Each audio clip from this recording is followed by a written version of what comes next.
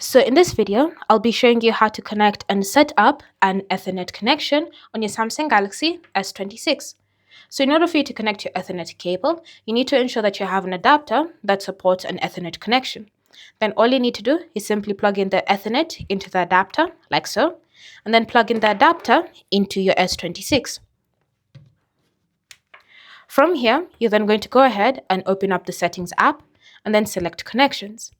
From here, scroll and select More Connection Settings and then tap on Ethernet. Ensure that it's enabled so that you switch from using Wi-Fi to Ethernet.